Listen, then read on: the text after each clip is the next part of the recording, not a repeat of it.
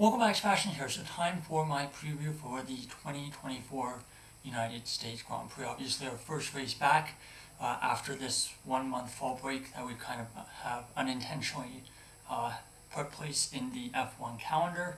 But it's good to be back for F1, and of course it is also a sprint weekend this weekend. So first taking a look at last year's race. That was, of course, won by, let's see if we can get this fixed. Okay, there we go. That was, of course, won by Max Verstappen, Lando Norris second, and Carlos Sainz third, rounding out the podium. Of course, that was not the podium that finished the Grand Prix and actually stood on the podium, but we'll talk about that in a bit. This race weekend last year was notable for a couple of things. So first, it was Daniel Ricciardo's kind of comeback into F1 after breaking his wrist at the Dutch Grand Prix, and ironically enough, this will be the first weekend for Liam Lawson in the car in 2024, of course, replacing Daniel Ricciardo. So a bit of an odd reversal of roles from last year's Grand Prix, of course. The real big talking point from last year's race, of course, is the fact that you had a really, really close fight for the lead between Lewis Hamilton, Max Verstappen, and Lando Norris as well in that kind of three-way fight. Came very, very close at the end to Lewis Hamilton getting his first win at the time since the 2021 Saudi Arabian Grand Prix. Verstappen held off Hamilton for the win, and of course after the race we learned that both Hamilton and Leclerc had been disqualified basically because they were running the floor. They had excessive plank wear on a very, very bumpy track at Coda, one of the bumpiest tracks, if not the bumpiest, of the season. And that combined with DNFs for Fernando Alonso, Oscar Piastri, led to Logan Sargent getting his first and only point in Formula 1. So moving on to this year's race, first taking a look at the track layout. So again, there's, two DRS zones, one down the main straight, going from turn 20 all the way up to that kind of close to a hairpin at turn 1.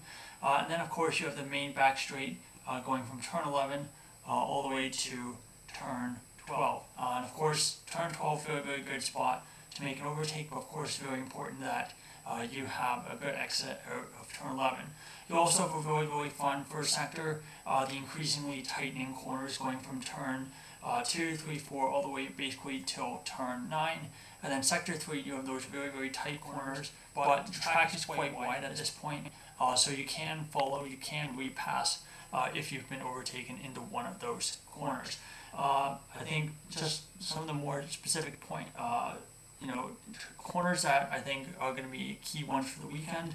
Of course, you have turn 1, which Carlos Sainz found out in 2022. You have to be very, very careful on the first lap, as there is kind of a pinch point at the apex of that corner. Sainz, of course, spun around and sent to the back of the field that Grand Prix. Of course, you also had Fernando Alonso going airborne, getting a wheelie here after contact with Lance Stroll. You definitely don't want to be doing that going along the back straight, but again, like I said, that is really the best spot to make a move. Again, if you're really bold, you can try like Max Verstappen did in 2017 and try to make an overtake around the inside of turn 18, a really, really long multi-apex corner, a bit similar to that famous, I believe, turn 8 in Istanbul as well. Unfortunately for Verstappen in 2017, he was given a 5-second penalty for that move on Raikkonen. Now, just some track stats. Track 5.513 kilometers. We should have 56 laps on Sunday. The race lap record of 1:36.169 set by Charles Leclerc in 2019. Average speed of that fastest lap 206 kilometers an hour, which is on the slower side, ranks 20th out of the 24 tracks on this year's calendar. Pole conversion rate not that great, only 45%. So again, it's not a track where pole guarantees you the win, or very, very close to it like it does at some other circuits. Let's see. Next up is looking at the weekend schedule. So sprint weekend, like I said, so a bit of a busy weekend all around. So FP1 Friday, 12:30 p.m. local time. Sprint qualifying, 4:30 local time, and the weather for that sprint qualifying According to Google, 28 degrees Celsius, partially sunny. Saturday, the sprint 1 p.m. local time, and then qualifying 5 p.m. And for weather for qualifying, again 28 degrees, partially sunny, or partially cloudy, so again pretty hot conditions. Then Sunday, Grand Prix 2 p.m. local time, a little bit cooler, 27 degrees at the start of the Grand Prix, and again partially sunny, so it doesn't seem like we're going to have any rain for this weekend.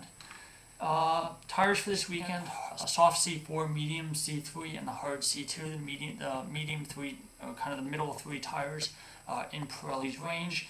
It'll be interesting to see how that goes. Should be, I would say, probably going to be a 2-stop strategy, given it is quite abrasive. But again, they've resurfaced the track this year, so we'll see how that goes. Let's see, last up I think before prediction, same kind of column that I've always done, which is best and worst qualifiers at this track historically. Now, best qualifier, actually Pierre Gasly's out-qualified his teammate every year he's been here, so 100%. Median qualifying gap, 0.356 seconds. Number 2, Fernando Alonso out-qualified his teammate 80% of the time here by a median margin of 0.428. And number 3, not really a surprise, Lewis Hamilton, 73%, median qualifying margin just over 0.2 of a second. Now, on the other end of the scale, worst qualifiers at this track. Number 1, Yuki Tsunoda, a bit of a surprise there, so we'll see if Liam Lawson it'll be an advantage for Liam Lawson qualifying against Tsunoda at a track he's not particularly great at. 33%, but again for Tsunoda, pretty small sample size, but median qualifying gaps 0.4 seconds. Number 2, a driver who's always in this category, and that is of course Lance Stroll. Again, 33% median qualifying margin, 0.235 in the wrong direction. And then number 3, bit of a surprise, Nico Hülkenberg, 33%, but the margin is very, very small, basically just under half a tenth of a second. Now, finishing up this preview with some predictions for the weekend, for the podium, I guess, I think